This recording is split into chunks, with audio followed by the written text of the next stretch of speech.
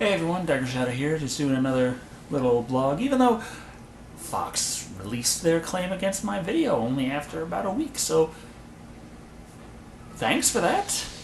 It wasn't nearly as long as I thought it was going to be, so I guess that's a semi-good point on Fox there, depending on how you look at it. Yeah, it was a false flag to begin with, but they didn't just sit on it for a month and screw me over for all that time for the fuck of it. Yay.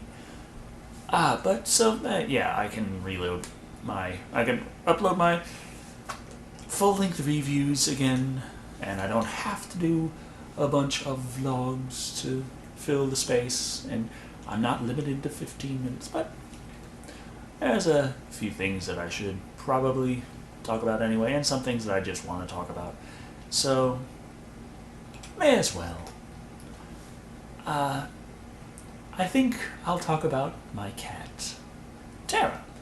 Now, a lot of you have seen Tara in my videos. She just kind of appeared one day, and that's because when I started doing these videos, I didn't have the cat. I was just living on my own in my little garage apartment, going and working at Kroger and coming home and doing videos. And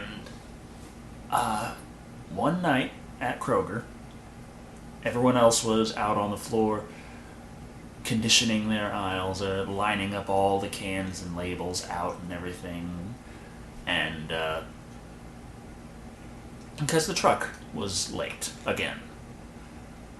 And the delivery finally arrived after about an hour that we had already been there. It's supposed to come in at least 4 hours before we do. We show up at around 11 p.m. And so the thing's supposed to be there at, 7. And it didn't show up until midnight, so we, I say we there like we got the truck then. No, we didn't. Everyone else was still out on the floor fucking around conditioning their aisles, doing, this is my stuff. Fuck the team. Fuck everyone working together. This is my job.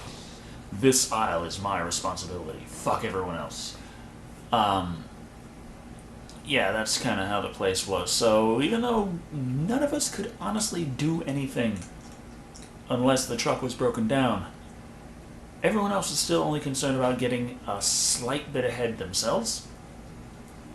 And therefore, I was the only one back there dealing with the truck. Again, was not a rare occurrence. Many reasons why I really enjoyed leaving Kroger. Despite the fact that I still don't have enough money to pay my phone bill. I still don't make that much on my videos at all.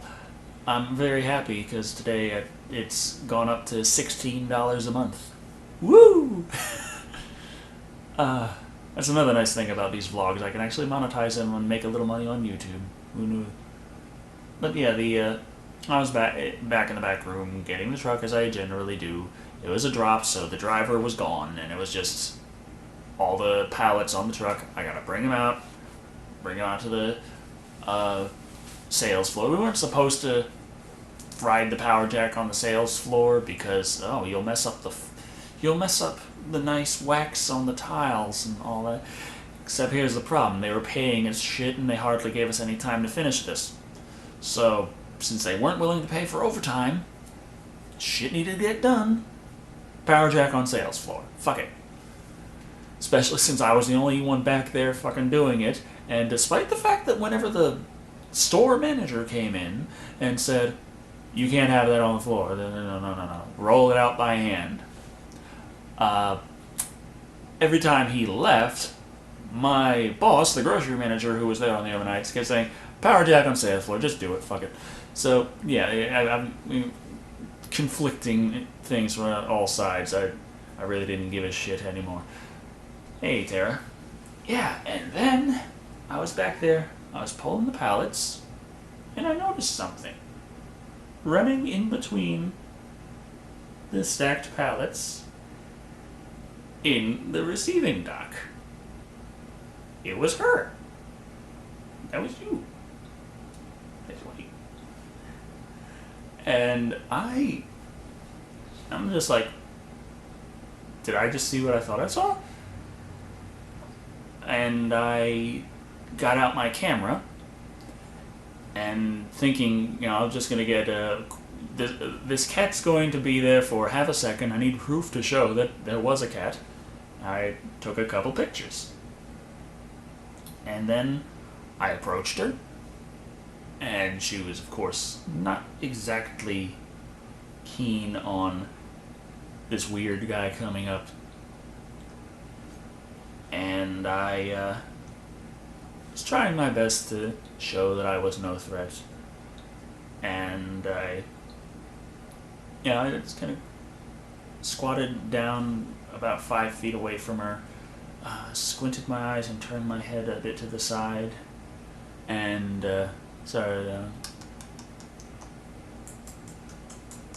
and she responded to that.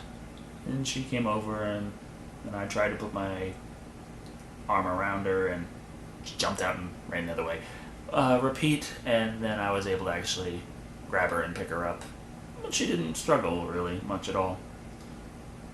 And I called my boss to the back room, and he said when he got back there, he took one look and then he started pulling out the keys. Like, okay, we're gonna open the back door and throw it out.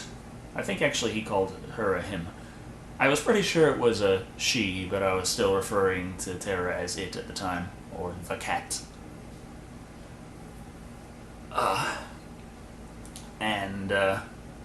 I said, he said, we're gonna open the door, throw her outside, throw him outside. And I was like, no, I want to keep it. And he was just like, what? Well, you gotta find somewhere to put it. So, I took one of the blue crates that they pack the drugs and cigarettes in, and stuffed her in one of those. Just because that was one of the ones that had a lid that you could lock. It didn't really have... It's one that you were supposed to have a twisty tie on.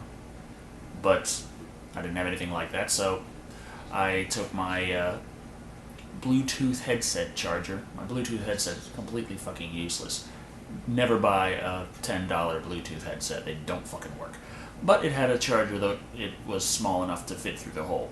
So, got that, tied that off, and I put her in the office. Told her I'd be back in a bit with a little food. The idea being, I'll get all the pallets on the floor, break it down in an hour, and I'll be back with food. Then the meat truck arrived. So I had to take care of the meat truck, and then I had to finish pulling out all the pallets, and then we were breaking it down, and then after everything was said and done, it was a good 3 hours before I was able to get back into the office. I got a can of Fancy Feast and a little thing of water. As soon as I opened the office door, there's little slots on the sides of the blue crates for that stuff, so she could breathe, another thing I was trying to make sure of. But she could see me as well when I opened the office door, and she hissed like hell at me. It's like, you motherfucker, what the hell? She didn't mind so much after I gave her the Fancy Feast. And then after that, a little bit later in the night, since the Fancy Feast cans are so fucking small, I lifted her another one. That's the thing, when they pay you shit and you don't give a damn about your job, you do stuff like that. So, yeah. One can pay before the other can, fuck it. I got her the good shit. I never understood how many times I saw things stolen that was... It's like a 12-pack of generic shit, and they rip it open to take one bite out of it and throw it down and just leave the rest there. It's like, we can't sell the whole thing. We can't sell part of the thing. It was the shitty thing. Why didn't you just fucking take one of the high-quality things and walk out the door with it? Why the fuck do that? Yeah. But, come morning, our receiver lady had arrived, and she was infamous around the store for hating everybody and everything. So when she found out that there was a cat in the break room, I had moved the cat at this point, in a box, she was livid. And she was telling me about how it's a health hazard. How it's unsanitary to have a cat there. And I was just thinking, our break room is located across the hall from the bathrooms. The air vent connects the two. That's why I generally don't go in the break room, because it reeks of shit. And she's gonna call the cat unsanitary? I stood my ground saying I am going to be keeping this cat. I am not going to be throwing it out back in the back alley where the trucks drive by.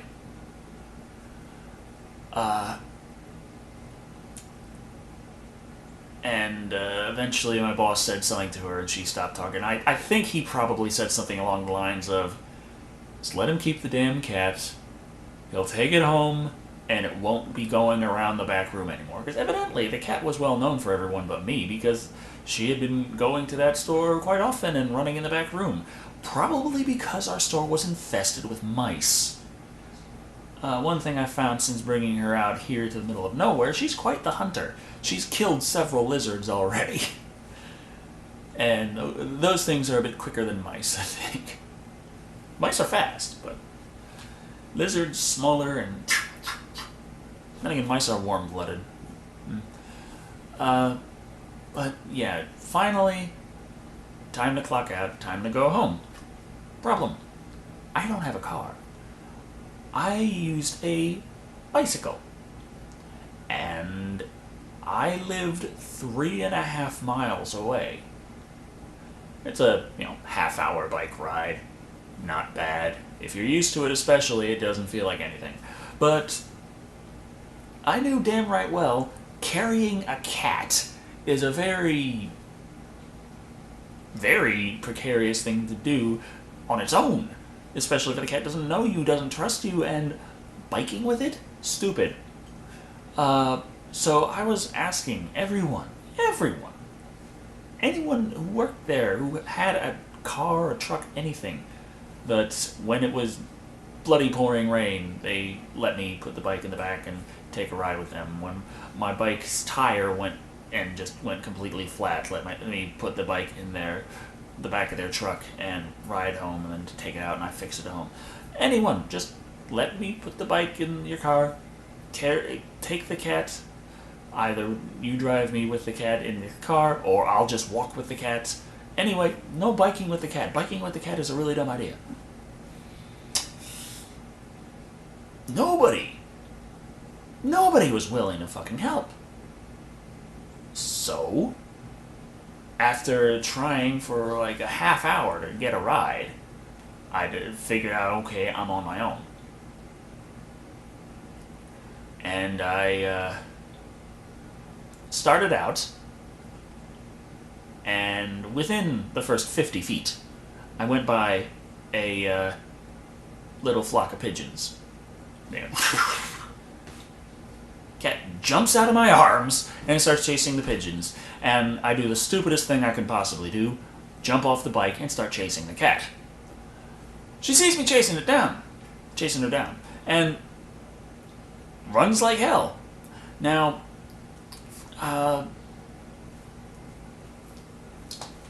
if you can run 20 miles per hour, that's considered really damn good.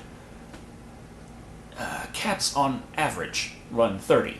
So, yeah. She ran up the big-ass parking lots, down towards the Blockbuster, up again towards the Little Caesars, back under someone's van. I ran over to try to get down. She ran back towards the Blockbuster. I ran back there again. And then she turned and she went for the Bayou. And then she went to a sewer grate. And I start freaking out because I don't want her to... I found her in the back and I was like, okay, cat. I'm gonna take care of it. Yay. And then all of a sudden it's like, oh my god, I have this cat for 2 minutes and then she's going to kill herself. She tries to go down the sewer grate and she gets stuck halfway. Her front half is hanging down in the storm drain, and her back legs and tail are just up, and she's wiggling, trying to get down, and she's just stuck. And that allowed me to catch up with her, grab her back feet, pull her out, and hold on. And this time, since she had already scared me to death, I was able to hold. I held on to her quite a bit harder than before, still trying to let her breathe and everything, but a very secure thing. I had leg, leg, leg, leg, butt, and her head. So I just kind of had her pinned there. I had her back against my chest. This is like, okay, her legs can't get any traction there. Back legs can't get any traction. And I'm going to hold and keep her like this. And she had her head here. And I started biking out after that. Fortunately, in the 5 minutes that running took, nobody had stolen my bike. Which, considering where I was, it was pretty damn lucky. So, yeah. Got back to my bike, up on my bike, and start out that way. And in Houston, semi-urban area of Houston, it's a lot of wide roads, a lot of trucks going by, heavy traffic, and not the greatest accommodations if you happen to be on a bicycle. And yeah, there was a sidewalk, but it was never taken care of, and it was overgrown, and there were trees everywhere, and there were ferns everywhere, and you can't even fucking walk on that sidewalk, let alone bike. So, yeah, I was in the street. And so, I have this cat, this alley cat, in my arm, who knows damn well, stay the fuck away from cars. Stay out of that street. And she's in the street, and there's all these cars going by, and these big-ass trucks, and she starts shaking and trying to run, and I keep trying to say, it's okay, and holding on. And eventually she goes from her head being out here, where she can see, just tucked in. So, for most of the trip, she was just down in there like, no, no, no, no, no, no, no. And, it took a lot longer to get home than usual, simply because I wasn't trying to bike at maximum speeds, like 18 miles an hour. Because, well, I had a cat. And wanted to be able to react to things. I was only using one arm on the sticks, so. Therefore, by the time I was getting home, actually, I was going a lot faster because she had calmed down a bit. And also, my arm hurt like hell.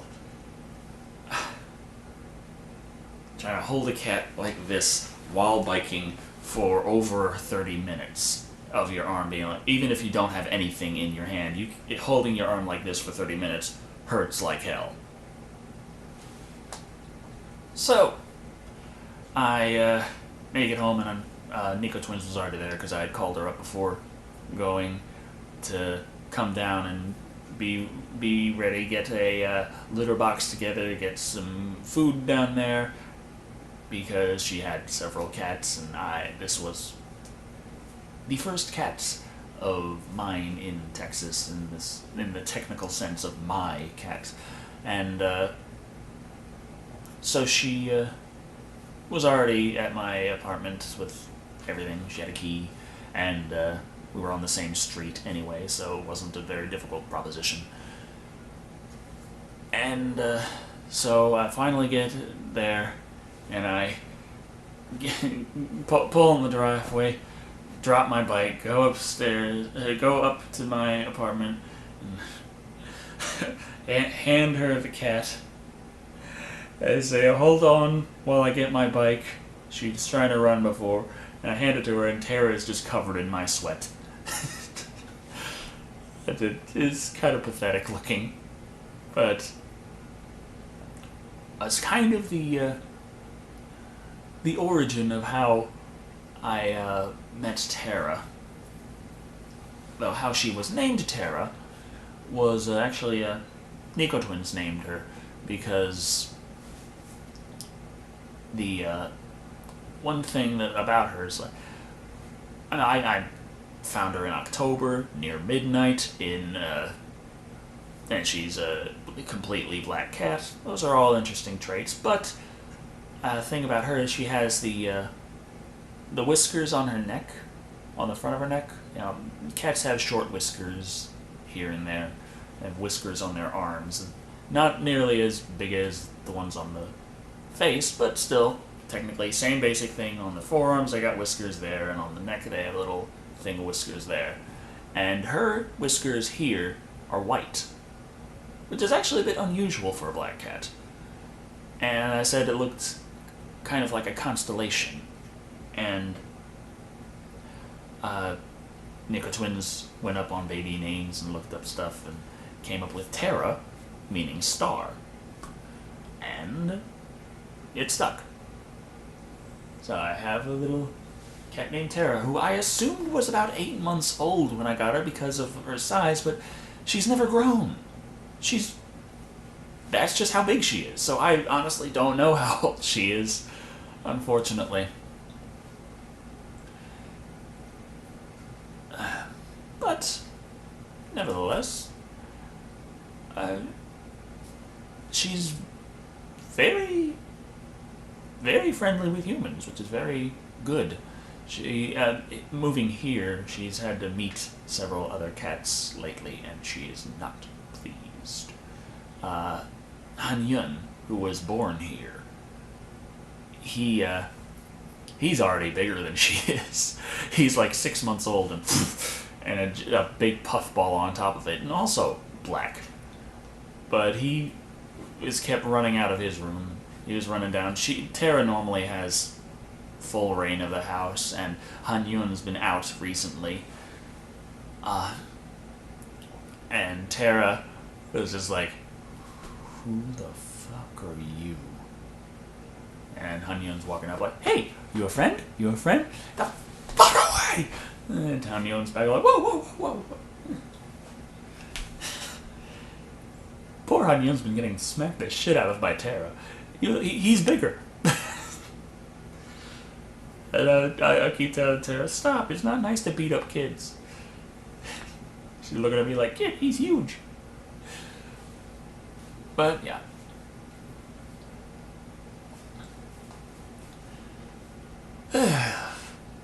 Tara is having to learn to deal with other animals that aren't competing with her because it's not in the back alley by Kroger. They're just other pets. Or they also live here, I guess you could say.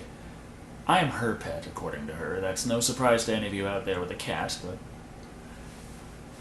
I am on call for her needs if she comes up and meows at me when either wanting to go outside or wanting to get some more to drink. If I haven't given her enough to drink, she'll come up and take my drink. Doesn't matter if I'm drinking some tea, she'll take it and start drinking it. Don't know what all the stuff was she was living off of out back at Kroger, but she'll eat pretty much anything. I was having some chicken, she was eating my chicken. I was having some pancakes, she was eating my pancakes. I was having some cinnamon rolls, she was eating my cinnamon rolls. I was having a pizza, she kept stealing pieces off it. She stole some chicken off the pizza, was eating that. Then she stole a mushroom off the pizza and ate that. And I'm looking at her like, "You're a cat, you're not supposed..." Carnivore. Carnivore. And she just looks at me like, "It's food." I'm like, well, yeah. She is very much like me in a lot of ways. She grew up in the wilds, as in she is an alley cat. And me, I grew up out in the woods. Same difference. And I don't mean a house out in the woods with this road and it was just, oh, it's so lovely, there's trees everywhere, and we get our mail here, and there's the grocery store. No, no, no, I was in the fucking woods. I was in a hole dug out of the side of a hill. So, maybe I should have a vlog about that sometime. Still, I'm very happy with my cat. My cat seems pleased with me, and that's all that matters, isn't it?